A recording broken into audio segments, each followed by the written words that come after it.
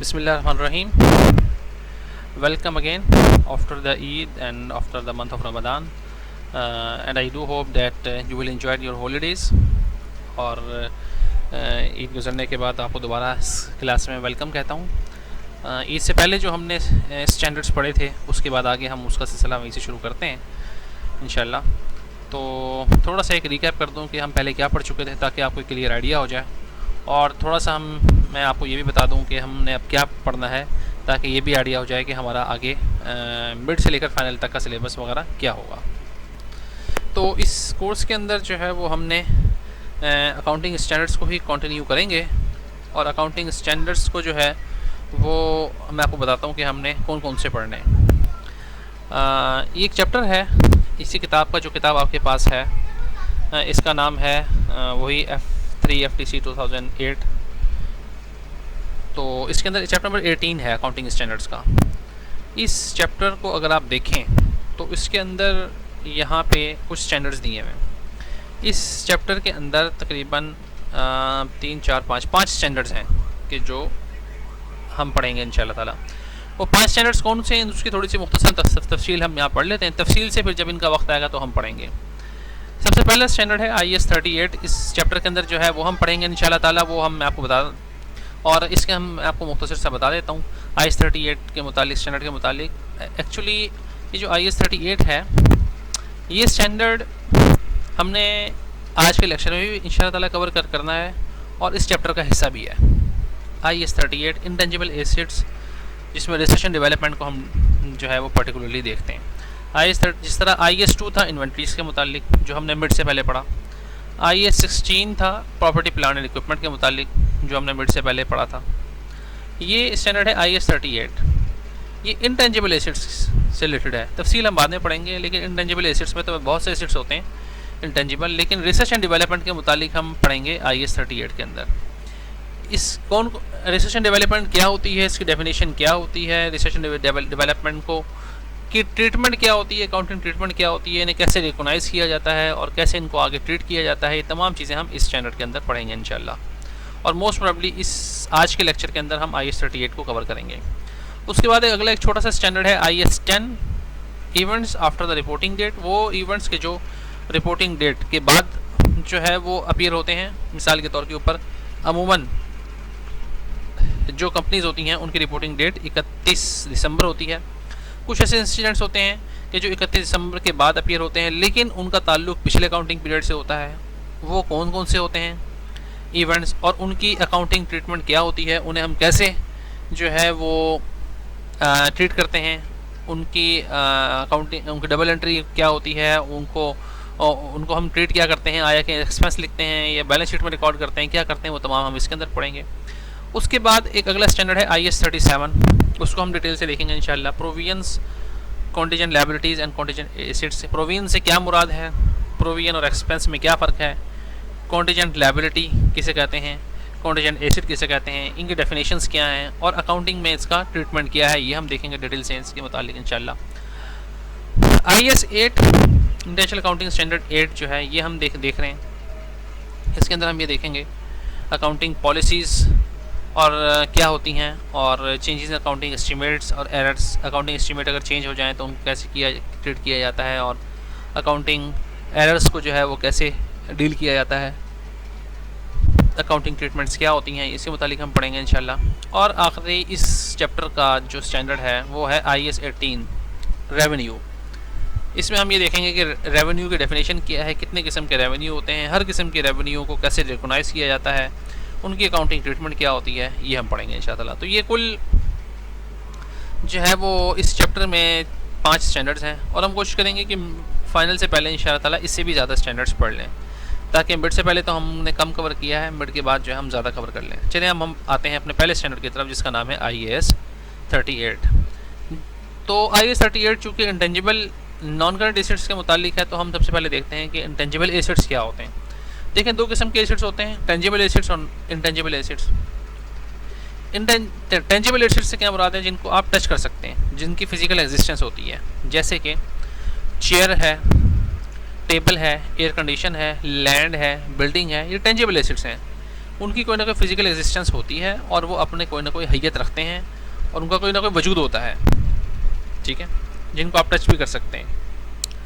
अच्छा, उसके अलावा उसके मुकाबले में जो उसका उलट है वो है इंटेंजिबल एसिड्स।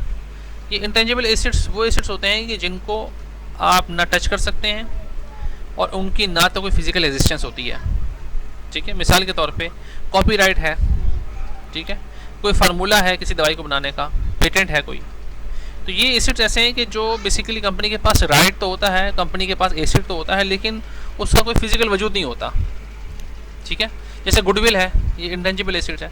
अब गुडविल आपने कभी भी नहीं देखा होगा किसी दराज के अंदर रखी हो या अलमारी के अंदर रखी हो किसी कंपनी की, गुडविल ये नहीं होती, बल्कि किसी भी कंपनी की जो साख होती है मार्केट के अंदर वो उसी गुडविल होती है और वो एक एसिड होती है, और कंपनीज जो हैं वो उनको रिकॉर्ड करती हैं अपनी बुक्स ऑफ अकाउंट्स में।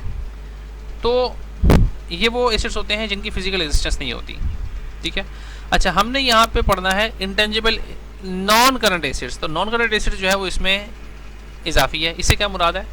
ऐसे इंटेंजिबल एसिड्स के जो करंट नहीं है, नॉन करंट है, यानी वो उनकी लाइफ जो है वो मोर देन 1 ईयर है, लाइफ जो है वो उनकी मोर देन 1 ईयर है, तो लिहाजा हम इसलिए उनको इंटेंजिबल नॉन करंट एसिड्स कहते हैं।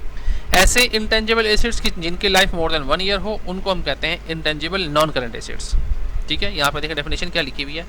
Non current assets are assets used within the business और an ongoing basis in order to generate revenue, ठीक है। नॉन करंट एसिड्स वो होते हैं कि जो बिजनेस के अंदर यूज़ होते हैं on an ongoing basis, मुस्तकिल वो चलते रहते हैं, और in order to generate revenue, और उनसे हम रेवेन्यू जनरेट करते हैं। बेसिकली एसिड जो भी होता है उसको कंपनी इन डायरेक्टली और इनडायरेक्टली यूज़ कर रही होती है रेवेन्यू जनरेटिंग पर्पस के लिए, ठीक है।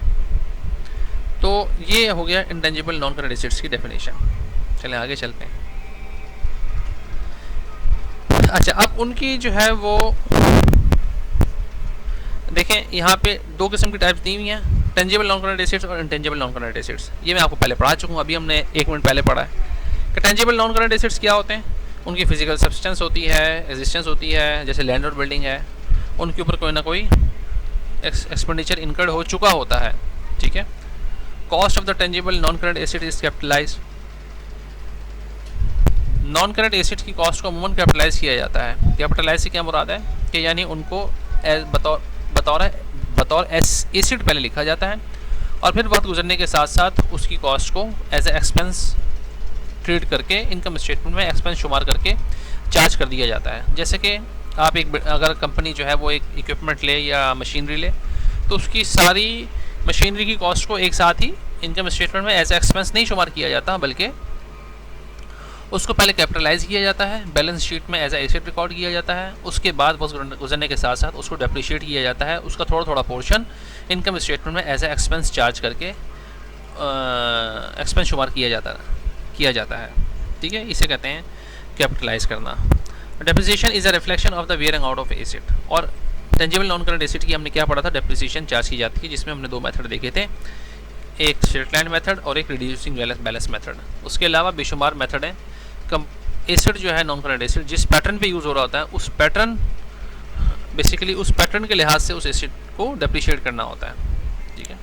तो बेशुमार डेप्रिसिएशन के मेथड्स हैं। दूसरी तरफ देखें, इस कॉलम के अंदर उन्होंने क्या बताया हुआ है, इनटेंजिबल नॉन करंट एसिड्स वो क्या होते हैं, उनकी कोई फिजिकल एग्जिस्टेंस नहीं होती। जैसे कॉपीराइट मैंने आपको बताया, जिस तरह कोई किताब लिखता है तो उसके पास जो है वो मुसन्निफ़ के पास उसके हुकूक महफूज होते हैं। जैसे आप कोई भी किताब खोलें तो उसके शुरू में लिखा होता है इस किताब के तमाम हुकूक मुसन्निफ़ के पास महफूज हैं, ठीक है। कोई भी इदारा इस किताब को छापने का मजाज नहीं रखता, ठीक है। तो ये बेसिकली वो राइट है उसके पास कि जो ऑथर है बुक का वही उसे छाप सकता है और वही उसकी पब्लिशिंग वगैरह करवा सकता है, कोई भी दूसरा फ़र्द नहीं करवा सकता।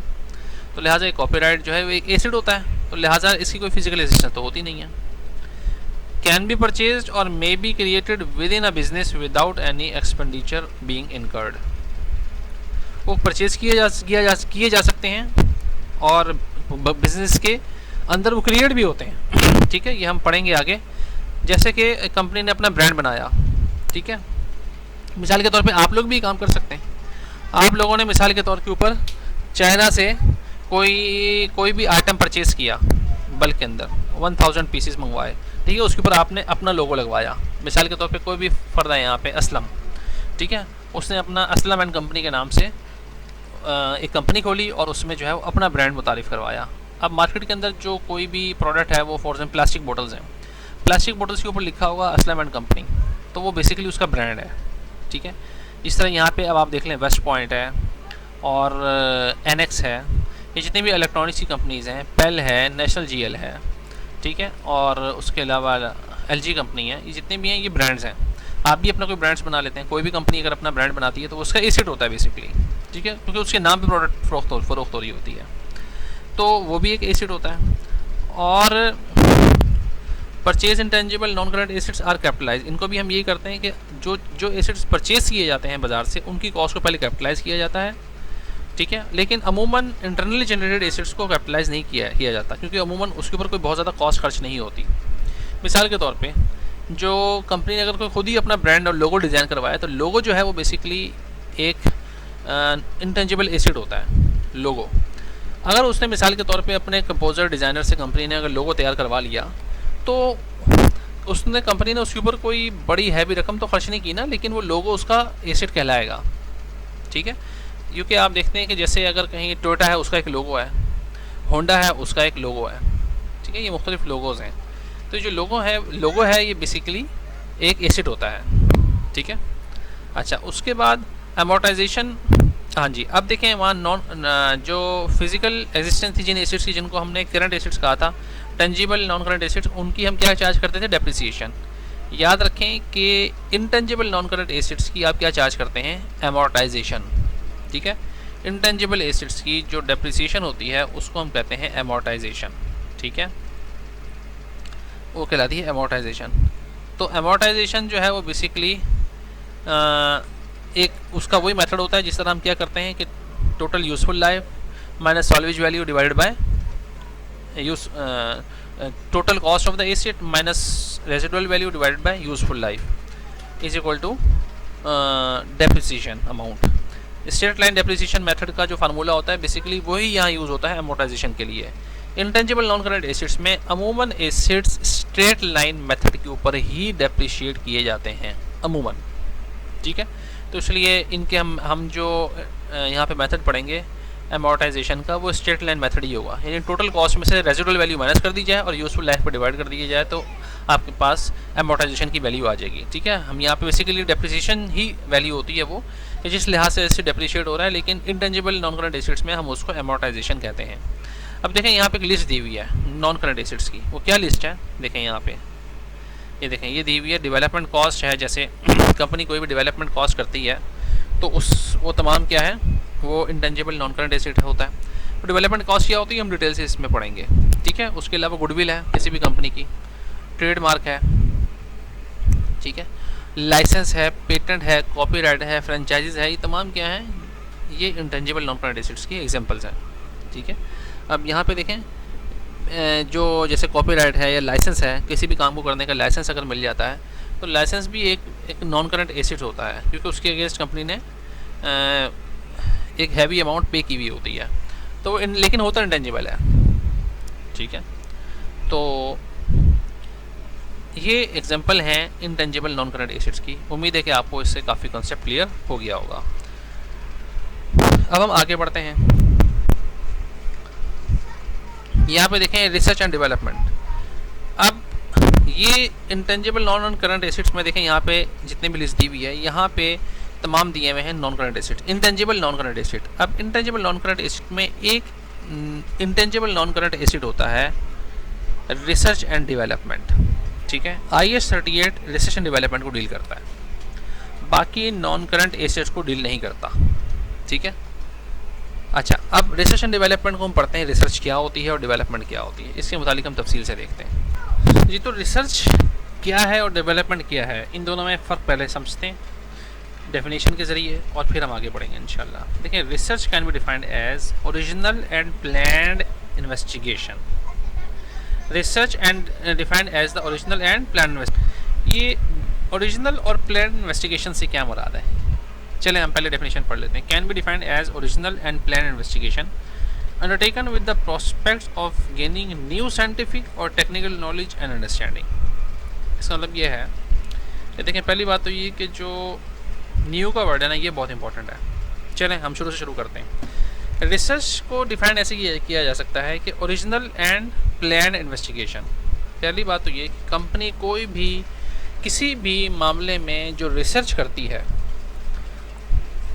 वो ओरिजिनल हो और प्लान हो। कोई भी इन्वेस्टिगेट करती है, कोई भी रिसर्च करती है कंपनी, तो वो ओरिजिनल होनी चाहिए और वो प्लान होनी चाहिए, ठीक है, तब हम उसे बोलेंगे रिसर्च। अच्छा ओरिजिनल से क्या मुराद है? ओरिजिनल को थोड़ा मैं एक्सप्लेन कर दूँ। ओरिजिनल से मुराद ये है कि मिसाल के तौर पे अगर मैं आपसे कहूँ कि कोरोना वायरस के हवाले से आप कोई 10 स्टेटमेंट्स पास करें और अपने ख्यालात का इजहार करें, आप लोग अभी अपने जहन में जो माइंड में होगा आप लिख देंगे उसे, ठीक है, ये एक आपकी ओरिजिनल स्टेटमेंट है, ठीक है। लेकिन अगर कोई भी स्टूडेंट या कोई भी फ़र्द आपकी इस स्टेटमेंट को या सेंटेंसेस को लेके और आगे वो ट्रांसफ़र कर दे, या आगे किसी जगह छाप दे, या अखबार में दे दे, या यूट्यूब चैनल के ऊपर चढ़ा दे, तो वो ओरिजिनल नहीं होगी। ओरिजिनल वही है कि जो आपने लिखी है, आप, क्योंकि उससे पहले उसका वजूद ही नहीं था, वो न्यू थी, उससे पहले जो है वो उसकी कोई एग्जिस्टेंस ही नहीं थी, ठीक है।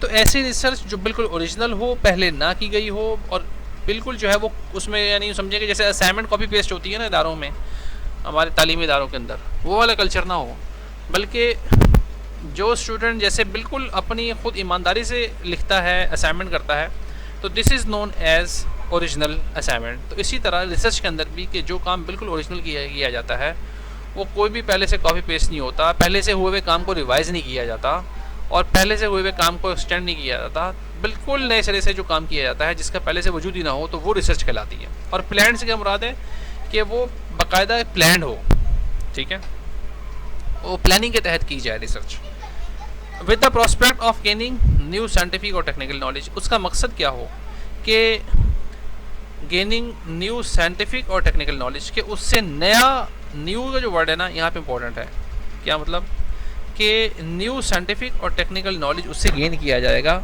या अंडरस्टैंडिंग ली जाएगी। यानी आप यूँ समझ लें कि न्यू जो है ना वो ब्रैकेट से बाहर है, और साइंटिफिक और टेक्निकल नॉलेज को ब्रैकेट के अंदर ले आए, तो क्या बनेगा जब आप ब्रैकेट को खोलेंगे? ऑफ गेनिंग न्यू साइंटिफिक और न्यू टेक्निकल नॉलेज, यानी नया कोई साइंटिफिक या टेक्निकल नॉलेज कोई हासिल करना हो तो उसको हम कहते हैं रिसर्च। देखिए मिसाल के तौर पे कंपनी ने ये देखा कि बहुत से लोग ऐसे हैं कि जो, ये देखें अभी एक रिसर्च की तरफ मैं आ रहा हूँ। आज से पहले जो कुछ इक्विपमेंट्स ऐसे हैं जिम के कि जो जिम खानों में यूज़ होते हैं, ठीक है, जो जिम्स में यूज़ होते हैं एक्सरसाइज इक्विपमेंट्स। लेकिन कोरोना की वजह से, लॉकडाउन हो जाने की वजह से बहुत सी कंपनीज़ ने ये सोचा कि भाई अब चूँकि लोग घरों में हैं, एक्सरसाइज वो कर नहीं सकते, तो कुछ इक्विपमेंट्स हम ऐसे बनाएं कि जो इजी टू डिलीवर भी हों, नंबर 1, और नंबर 2 लोग उनको अपने घरों में भी इस्तेमाल करके एक्सरसाइज कर सकें, ठीक है। ये सोचकर उसने एक इक्विपमेंट बनाया, एक्सरसाइजिंग इक्विपमेंट, जिससे जो है वो हाथों और पैरों के मसल्स जो हैं वो उनकी एक्सरसाइज होती है। अब ये एक न्यू एक ओरिजिनल रिसर्च थी, ठीक है। कंपनी ने इस पे काम किया, और कंपनी ने काम करके सोचा कि हाँ भाई ये एक इक्विपमेंट बन सकता है जिसको अगर घरों में भेजा जाए और सेल किया जाए तो उससे जो लोग हैं वो फ़ायदा उठा सकेंगे, और जिम खानों में जाए बग़ैर, जिम में जाए बग़ैर वो घर में रह के भी एक्सरसाइज कर सकते हैं अपने मसल्स की, ठीक है। तो देखें ये एक रिसर्च है कि ओरिजिनल है, प्लान भी है, ठीक है, प्लानिंग के तहत की गई है, और इससे कोई नया साइंटिफिक या टेक्निकल नॉलेज लेना मकसद है, तो ये है, इसे कहते हैं रिसर्च, ठीक है। इस तरह किसी भी मामले में कोई भी एक प्रॉब्लम, अच्छा रिसर्च किस लिए की जाती है कि उससे पहले कोई ना कोई प्रॉब्लम एग्जिस्ट करता है, तभी रिसर्च की जाती है। आप लोग भी जब अपने कला को, अपने थीसिस अगर लिखेंगे, तो वो जब आप थीसिस लिखेंगे तो उसमें भी आप पहले प्रॉब्लम स्टेटमेंट लिखेंगे कि मैं क्या प्रॉब्लम थी जिसको सॉल्व करने के लिए मैं रिसर्च कर रहा हूँ, ठीक है। वो भी इस तरह नई रिसर्च की जाती है कि पहले से की हुई प्रॉब्लम जो हो चुका है, प्रॉब्लम आप उसको सॉल्व करने के लिए, ज़ाहिर बात है अगर कोई प्रॉब्लम ही नहीं है, प्रॉब्लम एग्जिस्ट ही नहीं करता, तो उसको फिर रिसर्च करने का फ़ायदा भी नहीं ना, कोई तुक भी नहीं बनती रिसर्च करने की। रिसर्च की ही उसी वजह जाती है कि जब किसी न किसी प्रॉब्लम को सॉल्व करना हो और वो प्रॉब्लम पहले से एग्जिस्ट करता हो। तो ये बेसिकली रिसर्च की कहानी थी कि जिसमें रिसर्च जो है वो, अच्छा एक बात याद रहे कि रिसर्च के अंदर सिर्फ अभी एक पेपर वर्क होता है, इसमें कोई जो भी प्लानिंग होती है उसको अमली जामा नहीं पहनाया जाता, सिर्फ पेपर वर्क करके और आया कि ये काम हो सकता है या नहीं हो सकता, ये एक पॉसिबिलिटी है कि ये पूरी जो है वो कंपनी जो है वो पूरा काम मुकम्मल कर पाएगी या नहीं कर पाएगी। जैसे मैंने आपको एक जिम इक्विपमेंट की बात की, एक्सरसाइजिंग इक्विपमेंट की बात की, तो आया कि कंपनी पूरी बना पाएगी और ये पॉसिबल होगा या नहीं होगा, ये अभी काम कुछ भी नहीं हुआ, अभी वो प्रोडक्ट्स बननी शुरू नहीं हुई, सिर्फ अभी पॉसिबिलिटी देखी गई कि आया कि इज़ इट पॉसिबल कि ये इक्विपमेंट बन सकता है या नहीं बन सकता, ठीक है, और इसकी ज़रूरत है या नहीं है। इसके लिए सिर्फ फ़िलहाल एक पेपर वर्क हुआ है, कंप्यूटर पे काम हुआ है, अभी फिज़िकली इसके ऊपर कोई टेस्ट नहीं किया गया, कोई प्रोडक्ट नहीं बनी, आइटम नहीं बना, सिर्फ ये किताबों में अभी सिर्फ जो है यूँ समझें कि थ्योरेटिकल वर्क हुआ है, सादा अल्फाज में ये थ्योरेटिकल वर्क हुआ है, ठीक है जी। अच्छा, अब थोड़ा सा और आगे चलते हैं। Development can be defined as the application of research. बस ये देख लें, ये ना इसकी जान है इस डेफिनेशन की कि डेवलपमेंट क्या है। डेवलपमेंट को आप ऐसे डिफाइन कर सकते हैं कि वो रिसर्च फाइंडिंग्स की एप्लीकेशन है, ठीक है, एप्लीकेशन ऑफ रिसर्च फाइंडिंग्स, ठीक है, कि ये रिसर्च फाइंडिंग्स की एप्लीकेशन होती है। जो ऊपर आपने यहाँ पर रिसर्च के एरिए में जो फाइंडिंग की है ना, उसको जब आप प्रैक्टिकली चेक करते हैं कि आया कि ये काम प्रैक्टिकली हो भी सकता है या नहीं हो सकता, ठीक है, कंपनी ये प्रोडक्ट बना भी पाएगी या नहीं बना पाएगी, ये प्रोडक्ट सक्सेसफुल होगी भी या नहीं होगी, ठीक है, तो उसको हम कहते हैं डेवलपमेंट। जैसे मिसाल के तौर पे अब मोबाइल के अंदर आपको पता है कि वो जो टच लॉक होता है जिसमें आप उंगली लगाते हैं और वो लॉक खुल जाता है, ठीक है, ये आज से 5-10 साल पहले ये फीचर नहीं आता था मोबाइल में, पहली दफ़ा तो आया होगा ना मोबाइल में। ये कैसे आया मोबाइल में, इस पर पहले रिसर्च हुई कि आया कि मशीनरी को किस तरह डिज़ाइन किया जाए, कंप्यूटर के अंदर उसके जो है वो एक प्रोटोटाइप बनी होगी, कोई थ्योरेटिकल काम हुआ होगा, कंप्यूटर में नक्शे बने होंगे, कोई सॉफ्टवेयर यूज़ करके बनाया गया होगा कि यार अगर हम ये जो सेंसर है, जो सेंसर के ज़रिए लॉक खुल जाता है, जो उंगली के फिंगरप्रिंट्स को रीड कर लेता है, ये यहाँ पे लगाया जाए, उसके पीछे प्रोग्रामिंग यहाँ पे हो, उसके पीछे जो उसका जो चिप लगती है वो मोबाइल के इस तरफ होनी चाहिए, हाथ को जब हम मोबाइल पकड़ते हैं हाथ के अंदर तो जो हाथ की फिंगर्स जो हैं वो यहाँ होती हैं, तो उसकी पोजीशन क्या होगी, ये पूरे कंप्यूटर के अंदर एक डिज़ाइनिंग हुई होगी। और कंप्यूटर के ऊपर ये एक जैसे घर बनता है ना, तो घर से पहले नक्शा बनता है कंप्यूटर पे पहले, तो यूँ समझे कि मोबाइल के ऊपर ही पूरा उसका एक नक्शा बना हुआ होगा और तमाम उसके प्रोसेसर और उसके अंदर उसका जो मोबाइल के अंदर मशीनरी होती है उस लिहाज से उस सेंसर को कंप्यूटर में फ़िलहाल एडजस्ट किया गया होगा और ये देखा गया होगा कंप्यूटर में कि ये कैसा मोबाइल बनेगा, कैसा होगा। अच्छा, डेवलपमेंट में क्या होगा कि जब उस प्रोडक्ट को टेस्ट किया जाएगा बना के एक दफ़ा कि आया कि ये रिसर्च जो हमने की है ये प्रैक्टिकली पॉसिबल भी है या नहीं, कि मोबाइल के ऐसे बनाया भी जा सकता है या नहीं कि जिसके अंदर कोई टच स्क्रीन का फैक्टर दे दिया जाए, ठीक है। तो उसको पहले याद रखें कि पहले पूरी जो है वो मोबाइल सेट्स डायरेक्ट बना के मार्केट में सेल नहीं किए जाते, बल्कि डमीज़ बनाई जाती हैं। अक्सर मोबाइल शॉप से भी आपने देखा होगा जाकर डमीज़ बनी हुई होती हैं, ठीक है, डमीज़ बनती हैं, फिर टेस्ट करने के लिए चंद एक मोबाइल बनते हैं, फिर उन मोबाइल्स को मुख्तलिफ़ तरीक़ों से जो कंपनी के ओनर्स होते हैं, जो मुलाजमीन होते हैं, जो टेक्निकल पर्सन होते हैं, वो अपने ज़ाती इस्तेमाल में रख के यूज़ करते हैं और यूज़ करके देखते हैं कई साल तक, कई महीनों तक कि आया कि ये प्रॉब्लम तो नहीं कर रहा, ये किसी स्टेज पे जाके हैंग तो नहीं हो जाता, कुछ अरसे बाद इसका सेंसर काम तो नहीं करना छोड़ देगा। ये तमाम चीज़ें पहले कंपनी जो है वो अपने पास प्रोडक्ट को चंद एक यूनिट्स बना के टेस्ट करती है और उस प्रोडक्ट को चेक करती है कि आया कि ये पॉसिबल भी है, कंपनी इसकी लार्ज लेवल के ऊपर, मेगा लेवल के ऊपर प्रोडक्शन भी कर पाएगी या नहीं कर पाएगी। तो पहले इस चीज़ को एश्योर किया जाता है। अभी देखिए कमर्शियल प्रोडक्शन स्टार्ट नहीं हुई, अभी प्रोडक्ट को सिर्फ रिसर्च जो की थी कंप्यूटर में, हमने एक ख्याल और गुमान किया था कि ये काम हो सकता है, उसको टेस्ट किया जा रहा है लेबॉर्ट्री के अंदर या लैब के अंदर, या यूँ समझें कि चंद एक दो यूनिट्स बना के कि आया कि इसको कमर्शियली हम काम भी कर सकते हैं या नहीं कर सकते। और ये पॉसिबल भी है कि फ्यूचर के अंदर ऐसे सेट्स लॉन्च किया जाए कि जिनके अंदर जो है वो टच सेंसर लॉक हो, इसको टेस्ट किया जाएगा पहले चंद एक सेट्स बना के, तो this is called development. Research के बाद वाला अमल, लेकिन कमर्शियल प्रोडक्शन से पहले वाला अमल, पहले तक का जो प्रोसेस है उसे हम कहते हैं डेवलपमेंट। देखिए हम डेफिनेशन पे आते हैं।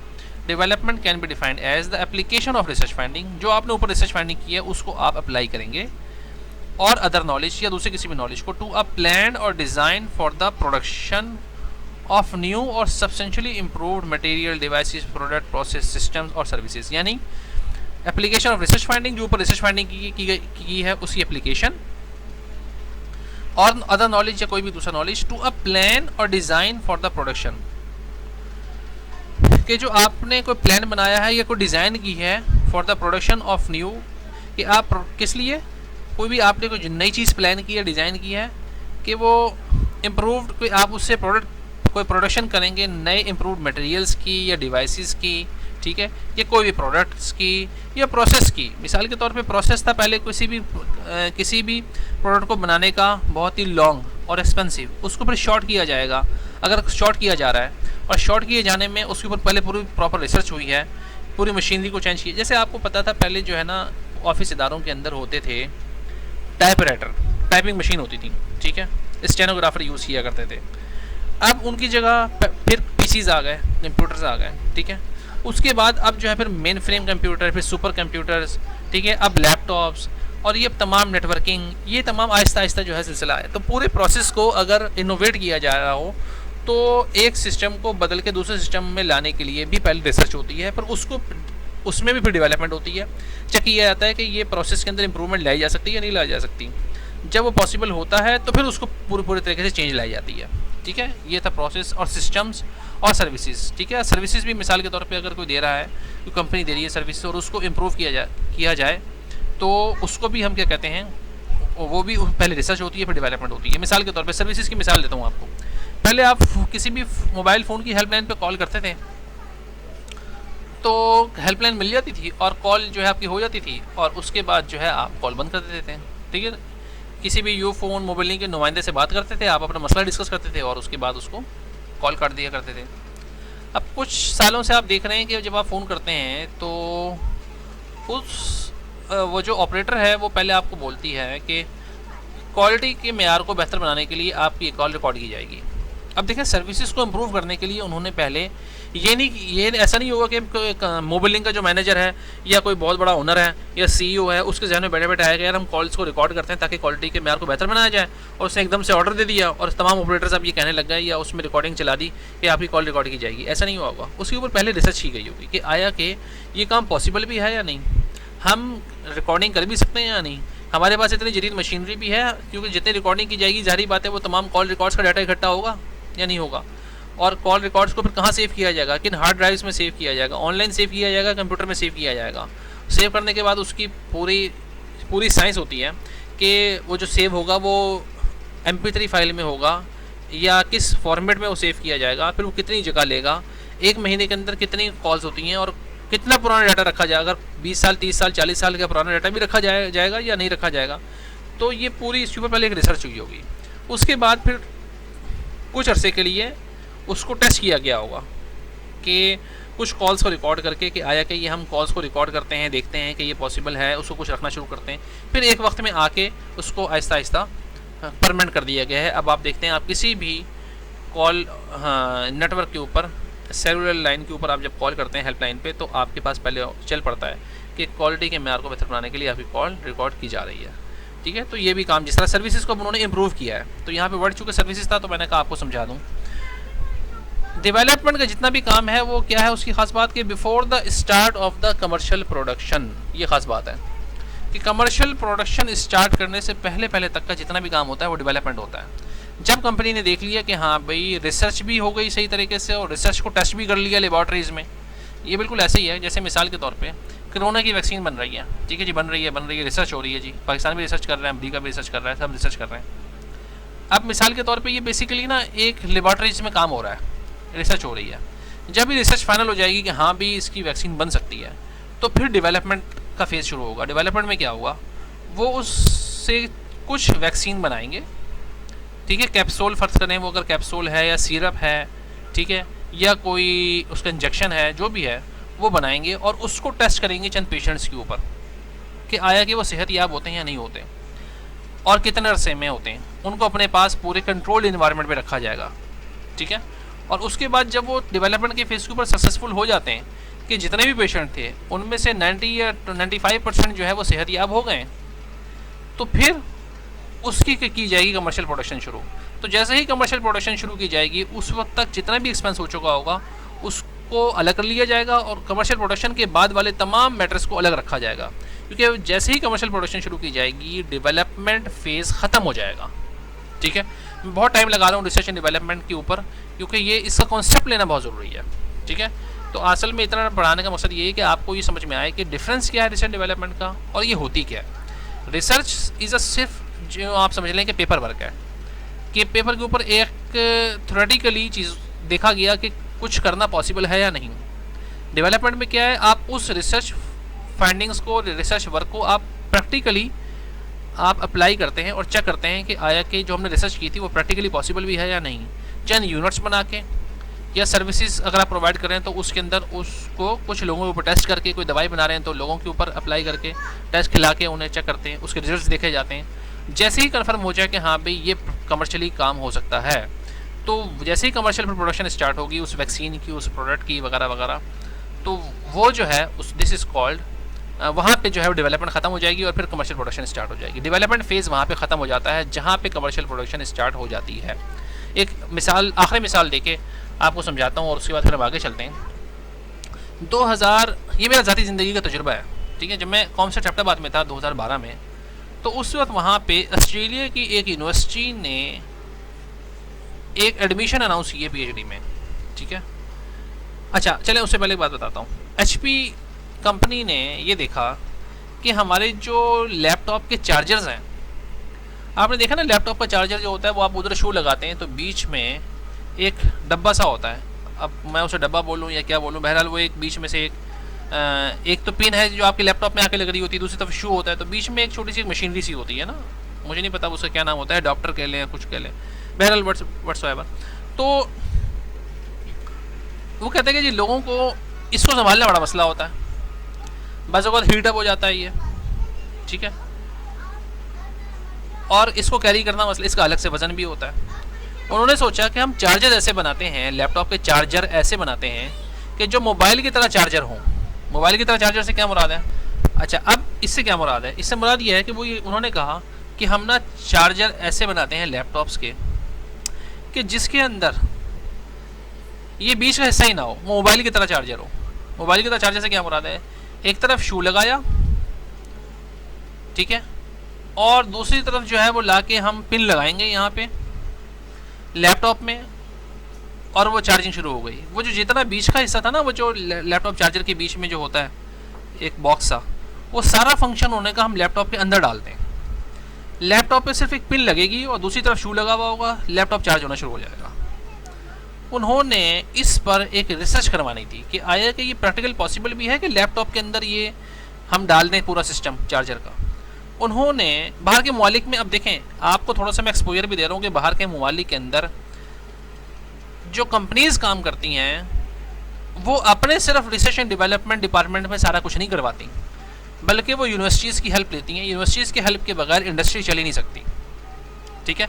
हमारे पाकिस्तान के अंदर बदनसीबी ये है कि हमारे यहाँ एकेडेमिया का, एकेडेमिक्स का, यूनिवर्सिटीज़ का, एजुकेशन इंस्टीट्यूट का और इंडस्ट्री का गैप बहुत है। हमारे इंडस्ट्री में कोई भी प्रॉब्लम आता है, कभी भी तालीमी इदारों को नहीं इन्वॉल्व किया जाता, तालीमी इदारों को नहीं बताया जाता कि भाई हमारी इंडस्ट्री में मसला आ रहा है, आप अपने तलबा को भेजें और उनसे कहें हमें सॉल्व करके दें मसला। बाहर के ममालिक में ये कल्चर है। HP ने क्या किया, ऑस्ट्रेलिया की गवर्नमेंट यूनिवर्सिटी से रब्ता किया और उन्होंने कहा कि हम ये चाहते हैं आप अपने इंस्टीट्यूट से में जो तलबा हैं उनसे रिसर्च करवाएं और रिसर्च करवा के हमें पूरा जो है वो पेपर वर्क करके दें कि आया कि ये पॉसिबल है कि हम सिर्फ एक ऐसा चार्जर बना लें HP का कि जिस पे एक तरफ से पिन लगाएं लैपटॉप में और दूसरी तरफ शू लगाएं सॉकेट के अंदर और ऑन करें और चार्जिंग शुरू हो जाए। यूनिवर्सिटी ने उस प्रोजेक्ट को एक्सेप्ट किया और अब यूनिवर्सिटी ने तो अपने PhD फैकल्टी मेंबर या डॉक्टर से नहीं बनवाना था ना, उन्होंने क्या किया, उन्होंने PhD का एडमिशन अनाउंस कर दिया।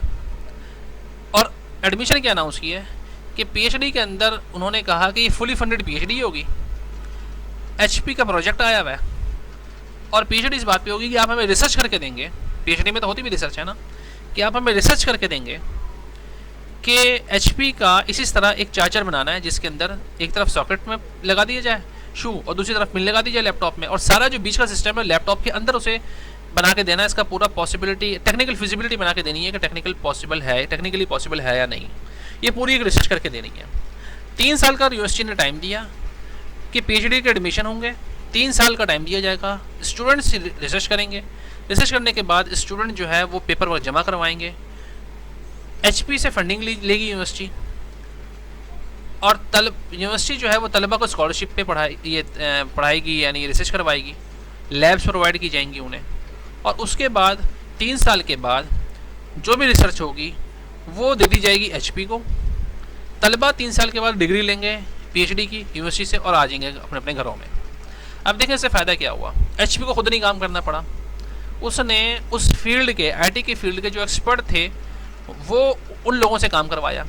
पैसे तो उसने दिए, पैसे तो उसने देने थे, ठीक है, पैसे तो उसने देने थे, तो उसने काम करवाया, और काम करवाने के बाद एचपी का अपना कमर्शियल पर्पस पूरा हो गया, तलबा का अपना एजुकेशनल पर्पस पूरा हो गया, उन्हें जो है वो स्कॉलरशिप के ऊपर पीएचडी होगी उनकी, और यूनिवर्सिटी का अपना एजुकेशनल पर्पस पूरा हो गया, ठीक है, उनके रिकॉर्ड में आ गया कि जी हमने फंडिंग ली थी और हुआ था, हमने तलबा को पढ़ाया और स्कॉलरशिप पे करवाया और उनको भी, यूनिवर्सिटी को भी बचत हुई, ठीक है। तो देखिए तीनों चीज़ें अलाइन हो गई।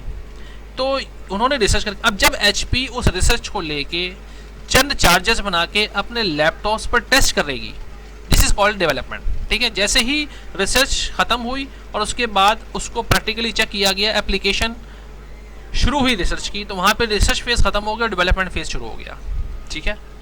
तो जब वो चार्जेस बनाएगी कंपनी एचपी की और चेक करेगी अपने 5, 10, 15 लैपटॉप्स पर एक साल तक कि आया कि सक्सेसफुल है या नहीं, ठीक है, तो उस वक्त तक चलता रहेगा डेवलपमेंट फेज़। जैसे ही वो सक्सेसफुल होता है डेवलपमेंट फेज़ और ये पता चल जाता है कि हाँ भी वाकई में ये रिसर्च जो है वो प्रैक्टिकली हमने टेस्ट कर ली है और डेवलपमेंट फेज़ में सक्सेसफुल हो गई है, अब चार्जेस ऐसे बनाए जा सकते हैं, ठीक है। तो जैसे ही कमर्शियल प्रोडक्शन स्टार्ट होगी, डेवलपमेंट फेज़ ख़त्म हो जाएगा, उसके सारे एक्सपेंडिचर्स अलग कर लिए जाएंगे और फिर कमर्शियल प्रोडक्शन स्टार्ट कर दी जाएगी। मेरे जो क्लास फेलो थे, उनका भाई उस प्रोजेक्ट में सिलेक्ट हुआ था, वो वहाँ पे गया था और वहाँ पे जाके जो है वो उसने वहाँ पे रिसर्च करनी थी। अब उसके बाद फिर मैं पाकिस्तान मुल्तान आ गया, फिर मुझे नहीं पता कौन से एबटाबाद में था जब मैं, तो मुझे नहीं पता अब उसका क्या बना, लेकिन बहरहाल वो रिसर्च हुई बाकायदा। तो मेरे सामने थी प्रैक्टिकल एग्जांपल कि कैसे यूनिवर्सिटीज़ रिसर्च एंड डेवलपमेंट करती हैं, ठीक है। तो हमारे यहाँ पे अब क्या पता कुछ अर्से बाद ऐसे चार्जेस आने भी लग जाएँ, ठीक है। तो this is basically difference between research and development, ठीक है जी। मैंने तकरीबन 40 मिनट इस पर लगाए, मुझे उम्मीद है कि आपका जो है वो कॉन्सेप्ट क्लियर हुआ होगा रिसर्च एंड डेवलपमेंट के मुतालिक। अगर फिर भी आपके जहन में कोई भी तिश्नगी रहे, कोई सवाल रहे, तो आपने लिख लेना है, तो हम जब लाइव क्लास करेंगे तो उसमें आपने ज़रूर कॉन्सेप्ट क्लियर करना है, ठीक है जी।